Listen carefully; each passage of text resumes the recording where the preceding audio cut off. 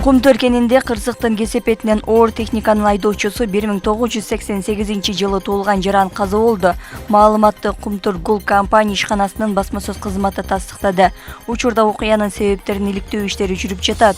Кызматкердин үй бүлөсүнө керектүү колдоо жана материалдык жардам көрсөтүлөт деп айтылат маалыматта.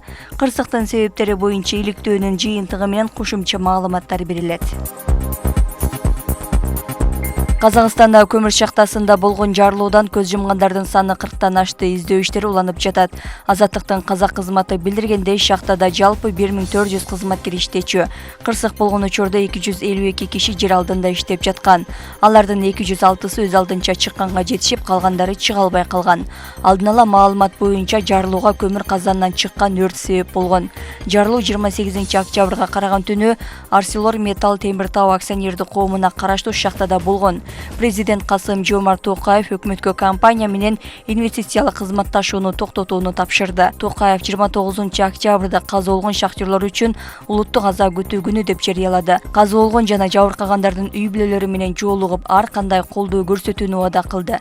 Президент Садыр Жапаров, министрлер кабинетинин төрагасы Акылбек Жапаров 29 октябрда Казакстандын президенти Касым-Жомарт Токаевга Караганды облусунда көмүр кениндеги жарылуудан улам көңүл айтышты.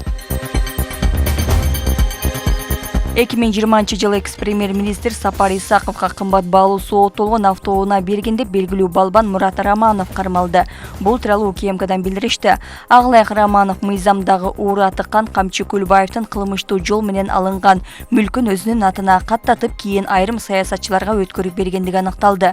2020 жылдын октябрь айында Раманов 2015 жылы чыгарылган сооттолгон Mercedes-Benz S600 автоунаасын экс-премьер-министр Сапар Исаковга абактан кандан кийин өткөрүп берген. Андан соң 2020 жылдын 5 октябрында Сапар Исаков айрым саясатчылар менен биргеликте бул унааны Ала Тоо аянтында массалык башаламандык уюштуруу аракетинде колдонгон деп айтылат маалыматта. Мурат Раманов грек-рим күрөшү боюнча Азияда бир нече ирет байга алган, Рио Олимпиадасынын катышуучусу. 3 ноябрда өлкөнүн 2024 жылга жана 2025-2026 жылдардын пландык мезгилине бюджети жөнүндөгү социалдык фонддун жана милдеттүү медициналык камсыздандыруу фондунун 2024 жылга жана 2025-2026 жылдардын пландык мезгилине бюджети жөнүндөгү мыйзам долбоорун талкуулоо боюнча парламенттик угуу өтөт. Ага мамлекеттик органдардын, жергиликтүү өз алдынча башкаруу органдарынын, өкмөттүк эмес уюмдардын, жарандык коомдун, жалпыга маалымдоо каражаттардын өкүлдөрү чакырылат. Жогорку кеңештин бюджет экономикалык жана фискалык саясат боюнча комитетинде өтүп турган парламенттик угуу саат 10:00 башталат.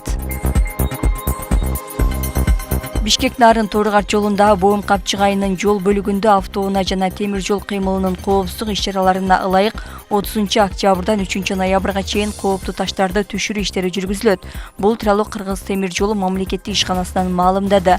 Таш кулатуу иштери жол кыймылынын коопсуздугун камсыздоо боюнча башкы башкармалыгынын инспекциясынын кызматкерлери тарабынан жол жарым жартылай тосулгандан кийин саат 9:00 баштап 3-кө чейинки убакытта жүргүзүлөт. Жолду тазалоо учурунда унаалар бир тилкеге багытталат.